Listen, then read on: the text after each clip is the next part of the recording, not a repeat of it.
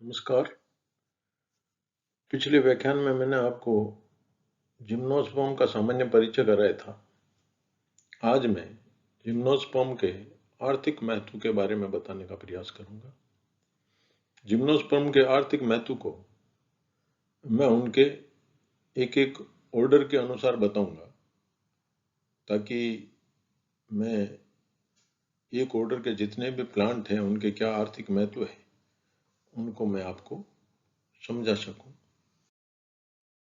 Gymnosperm का उपयोग संपूर्ण विश्व में कई प्रयोजनार्थ होता है, जिनमें प्रमुख है timber, food, building construction, paper industries, resin, varnishes, perfumes, essential oils आदि आदि।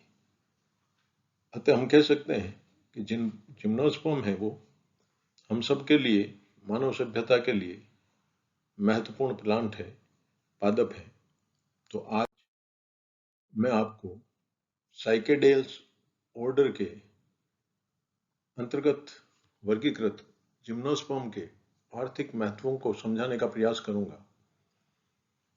इस ऑर्डर में वर्गीकृत जिम्नोस्पर्म का उपयोग कई प्रयोजनार्थ होता है। सबसे पहले मैं लेता हूं एज ए फूड प्लांट्स, यानी भोजन के स्रोत में। तो भोजन के स्रोत में कई तरह के उत्पाद हैं जो जिम्नोस्पर्म से प्राप्त होते हैं। सबसे पहला है सागो स्टार्च। सागो स्टार्च ये साइकस की कई प्रजातियों से मिलता है, जिसमें cycas सर्सिनेलिस, cycas revoluta and cycas रैम्फी तथा कई और दूसरे प्लांट हैं, जिसमें डायोन एडुले, डायोन मेजी, डायोन स्पिनुलोसम, एनसिफेलर्टस आदि आदि। ये कई जो स्टार्च सागो उत्पाद देने वाले प्लांट हैं उनको यहाँ पे वर्गीकृत किया गया है। और ये सागो स्टार्च कहाँ से मिलता है? पिथ तथा कोर्टेक्स ऑफ द स्टेम। ये तने के पिथ वाले तथा कोर्टेक्स वाले भाग से प्राप्त होता है। उसी प्रकार दूसरा जो स्टार्च है वो सीड स्टार्च है। ये भी साइकस सर्सिनेलिस, रेम्फाई तथा कई दूसरे पौधे हैं, जिसमें मैक्रोजेमिया, डायरी, एम राइडाई, एम स्पाइरेलिस, डायोन एडुले एंड डायोन स्पिनोलोसम आदि पादप है, इनसे प्राप्त होता है। ये जैसा कि एक सीड से प्राप्त होगा, लेकिन सीड के कौन से भाग होते हैं इनमें? एंडोस्पर्म और कर्नेल जो सीड के भाग हैं उनसे सीड स्टार्च प्राप्त होता है। इसी प्रकार कई वेजिटेबल्स भी जिम्नोस्पर्म से प्राप्त होती है, जो साइकेडेल्स ऑर्डर के अंतर्गत आते हैं, जैसे साइकस सर्सिनेलिस, साइकस पेक्टिनाटा, साइकस रिवोल्यूटा और क्रुम्फी एंड साइकस साल्मेंसिस। ये वेजिटेबल के स्रोत हैं और वेजिटेबल यंग लीव्स से प्राप्त होती है। दूसरा है केफर ब्रेड, एक प्रकार की ब्रेड है जो भी एनसिफेलेरटस से प्राप्त होती है और ये स्टेम के पिथ वाले भाग से प्राप्त होती है। दूसरा जो उपयोग है कि ये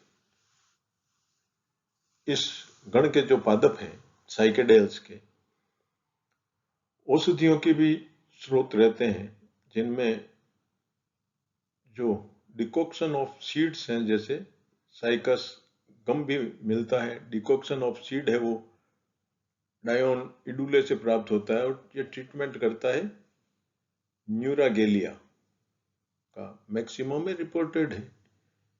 साइकस गम साइकस की भिन्न भिन्न प्रजातियों से प्राप्त होता है और इसका उपयोग है मैलिग्नेंट अल्सर यानी कैंसर के उपचार में किया जाता है। और जूस भी प्राप्त होता है जो साइकस रिवोल्यूटा से होता है और यंग पत्तियों से ये जूस निकाला जाता है और ये ब्लड वॉमिटिंग तथा फ्लैटूरेंस आदि के उपचार में इनका साइकस रिवोल्यूटा की पत्तियों से निकले हुए जूस का उपयोग किया जाता है। इस ऑर्डर के अंतर्गत आने वाले कई पादप हैं वो गम के सोर्स हैं और गम का उपयोग है वो एडेसिव के रूप में किया जाता है, सांप के काटने पे एंटीडोट के रूप में किया जाता है, इंसेक्ट के काटने पर भी एंटीडोट के रूप में किया जाता है तथा मैलिग्नेंट अल्सर के ट्रीटमेंट में भी इनसे प्राप्त गम का उपयोग किया जाता है। और ये प्राप्त किन पादपों से होता है? साइकस की भिन्न भिन्न प्रजातियां हैं जैसे साइकस सर्सिनेलिस, डिओली, साइकस सिनेमेंसिस and some other cycads like Dioon, edule आदि आदि। क्योंकि यहाँ पे जो पादप बता रहे हैं सब साइकस और इस कुल के अंतर्गत आने वाले भिन्न भिन्न पादप है जिनका वृत्त स्तर पर भिन्न भिन्न क्षेत्रों में उपयोग किया जाता है। और ये गम है वो exuded from the injured petiole, stem और मेगास्पोरोफिल, यानी चोटग्रस्त है पिटियोल है, तना है और मेगा स्पोरोफिल यानी गुरु बीजाणुधानी है, गुरु बीजाणु पर्ण है जिन पे नेकेड ओव्यूल लगे होते हैं। जैसा कि इस व्याख्यान के प्रारंभ में ही एक तो साइकस के फीमेल प्लांट का चित्र था जिसमें मेगा स्पोरोफिल का ऊपर क्राउन बना हुआ था और दूसरी जो साइड में जो फोटोग्राफ है राइट हैंड साइड में वो साइकस के मेगा स्पोरोफिल का है। चौथा उपयोग है सोर्स ऑफ फाइबर, और फाइबर सरफेस फाइबर के रूप में काम आता है। साइकस सर्सिनेलिस, साइकस रिवोल्यूटा एंड मैक्रोजेमिया आदि पादप है जिनसे सरफेस फाइबर प्राप्त होते हैं और ये पत्तियों से प्राप्त होते हैं जिनका उपयोग है स्टफ पिल्लो और मैट्रेसेस यानी गद्दे बनाने में किया जाता है। बास्केटरी आइटम्स यानी जैसे बास्केट और बनाते हैं टोकरियां, उनके लिए भी इन पादपों का उपयोग किया जाता है। हैट बनाने के लिए भी किया जाता है, मैट बनाने के लिए भी किया जाता है और बास्केट बनाने के लिए भी किया जाता है।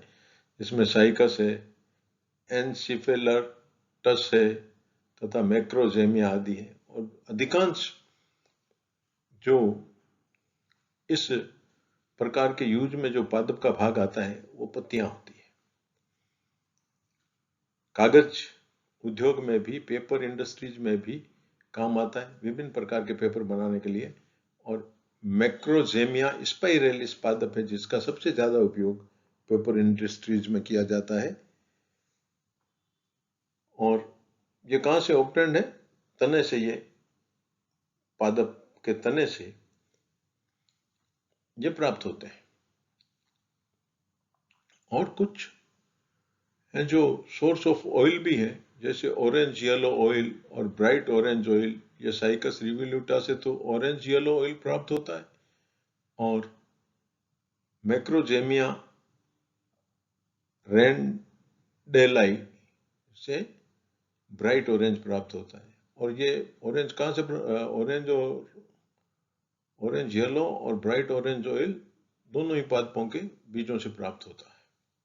इस प्रकार इस व्याख्यान के माध्यम से मैंने आपको जिम्नोस्पर्म के अंतर्गत आने वाले ऑर्डर साइकेडेल्स के इकोनॉमिक इंपॉर्टेंस को बताने का प्रयास किया है। आपके जरूर समझ में आएगा। और समझ में कोई भी चीज़ नहीं आती है तो आप व्हाट्सएप ग्रुप के माध्यम से पूछ सकते हैं। कोरोना काल है, घर में रहिए, सुरक्षित रहिए, पढ़ते रहिए। जय हिंद।